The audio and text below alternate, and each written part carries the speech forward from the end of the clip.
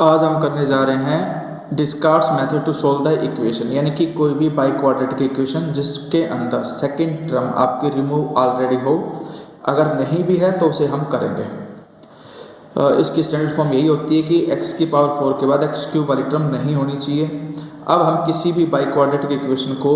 दो quadratic equations में convert कर सकते हैं, और वो इस तरह से करेंगे कि जो ये मिडल वाली टर्म है यानी कि px और यहाँ पे px एक बार प्लस आएगी तो दूसरी ब्रैकेट में माइनस आएगी, और यहाँ पर जो q कांस्टेंट है इसमें q होगा तो इसमें q डैश, यानी कि ऐसे दो क्वाड्रेटिक फैक्टर लेके चलोगे x square plus px plus q, तो दूसरा लोगे आप x square minus px plus q dash. अब इन दोनों का प्रोडक्ट करोगे, और प्रोडक्ट इस तरह से करना जैसे कि ये वाला इसके साथ लिखा, फिर जनरल टर्म बाई टर्म हमने मल्टीप्लाई किया, और मल्टीप्लाई करने के बाद हमने देखा px क्यूब से px क्यूब कैंसिल हो गया। अब x स्क्वायर वाली टर्म में से x स्क्वायर कॉमन ले लो, और यहाँ आ जाएगा आपके पास q plus q dash minus p square, और फिर x वाली टर्म कलेक्ट करो, उसमें माइनस p कॉमन है और x कॉमन है, इसलिए ये हो जाएगा माइनस p ब्रैकेट में q plus q dash into x, और लास्ट में कॉन्स्टेंट टर्म q डैश। अब जो लेफ्ट में जो आपके पास इक्वेशन है और जो राइट में इक्वेशन है उसके कोफिशिएंट कंपेयर करो। x की पावर 4 से x पावर 4 हट गया, यहाँ पर x स्क्वायर का कोफिशिएंट -3 है, और यहाँ पर x स्क्वायर का कोफिशिएंट है q plus q dash minus p square, तो q plus q dash minus p square को इक्वल रख देना -3 के, और x का जो कोफिशिएंट है -p ब्रैकेट में q प्लस q डैश उसे आप इक्वल रखोगे -42 के, और जो कांस्टेंट टर्म है वो है q dash which is equal to -40। अब ये लिखने के बाद कोफिशिएंट जब हम कंपेयर कर लेंगे तो हमारे पास ये इक्वेशन आएगी q plus q dash minus p square equal to -3,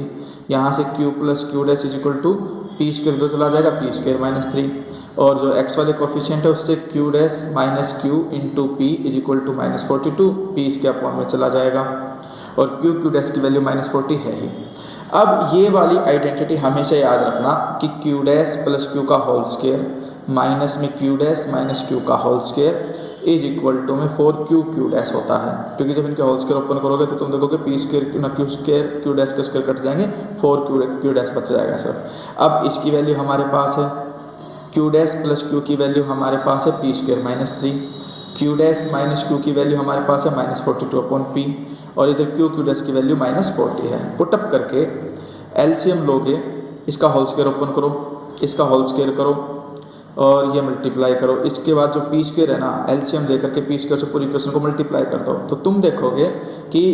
ये इक्वेशन बन जाएगी p की पावर 6 माइनस 6 p की power 4 plus 169 P square minus में 1764 इक्वल टू 0 बचेगा, यानी कि जो भी कुछ यहाँ कॉन्स्टेंट होगा वो लेफ्ट में जाकर के ऐड हो जाएगा। अब हमारे पास एक प्रकार से देखें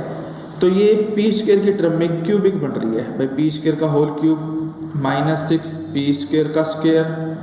माइनस में ना प्लस 169 पी स्क्वायर, और लास्ट में -1764। तो हम पी स्क्वायर की जो वैल्यू अपनी तरफ से ट्रायल मेथड से चूज करेंगे, या तो हम 1 कर सकते हैं, या 4 या 9 या 16 या 25 या 36, यानी कि कहने का मतलब ये है कि आप कोई भी एक कंप्लीट परफेक्ट स्क्वायर लोगे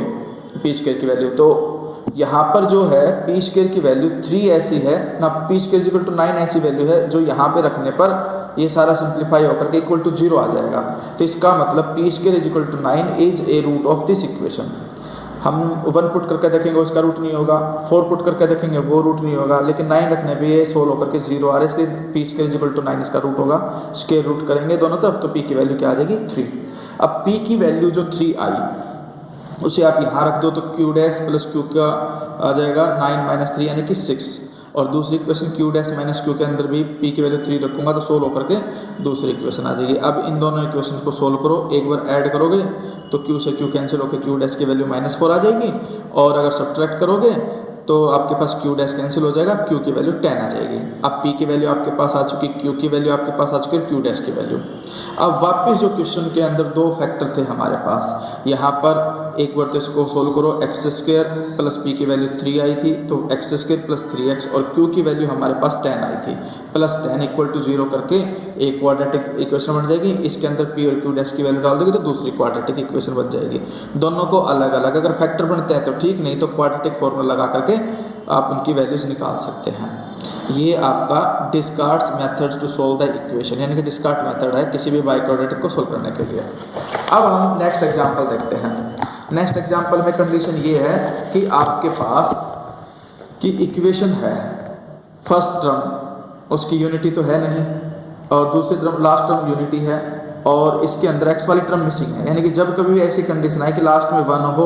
और आपके पास x वाली टर्म मिसिंग हो,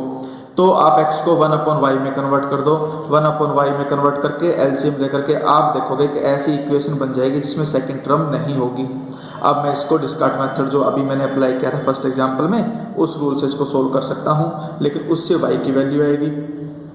y की वैल्यू आने के बाद x की वैल्यू निकालने के लिए मुझे 1/y करना पड़ेगा।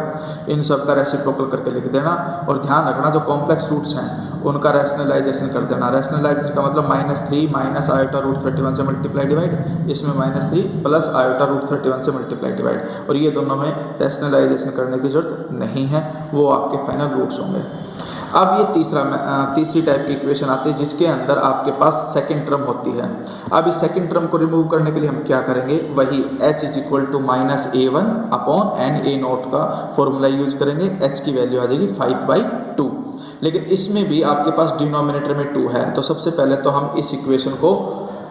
इक्वेशन के जो रूट्स है उसको 2 से मल्टीप्लाई करेंगे। और 2 से मल्टीप्लाई करने का पैटर्न क्या है, सबसे पहले टर्म को 2 की 0 से मल्टीप्लाई करोगे, फिर सेकंड टर्म को 2 की पावर 1 से, थर्ड टर्म को 2 स्क्वायर से, उसके बाद वाले टर्म को 2 की क्यूब, और लास्ट में 2 की पावर 4 से। इसके बाद इसको सिंप्लीफाई करके लिख दिया, इक्वेशन 2 आ गई। लेकिन अब यहाँ पर जो y आया वो आएगा 2x, क्योंकि मैंने रूट्स जितने भी रूट्स थे उनको 2 से मल्टीप्लाई किया है, और यहाँ से x की वैल्यू आ जाएगी 1/2y। अब मैं जो 5/2 था, 2 तो मैंने मल्टीप्लाई करके y के टर्म में कन्वर्ट कर दिया। अब जो इक्वेशन है आपके पास ये y वाली, इस इक्वेशन को डिमिनिश बाय 5 कर दो, यानी कि 5 यहाँ लिखो, इसके रूट्स यहाँ लिखो 1 -20 140 -403, और सिंथेटिक डिवीजन का यूज़ करते हुए रिमाइंडर निकालते चले जाओ, जैसा मैंने कार्टन मेथड वाली वीडियो में भी समझाया है कि डिमिनिश कैसे करते हैं रूट्स को। जब हम डिमिनिश करते हैं तो हम देखते हैं कि सेकेंड टर्म के साथ साथ फोर्थ टर्म भी ऑटोमेटिकली रिड्यूस हो गई। अब इसको आप लिख सकते हो z की power 4 plus 0z³ minus 10z² plus 0z plus 9। अब ये इक्वेशन आ गई विच is a quadratic in z², यानी कि z², यहाँ पे z² का whole square, which is a quadratic equation. अब इसको सोल्व करके 2 फैक्टर बना के z² की वैल्यू आ जाएगी,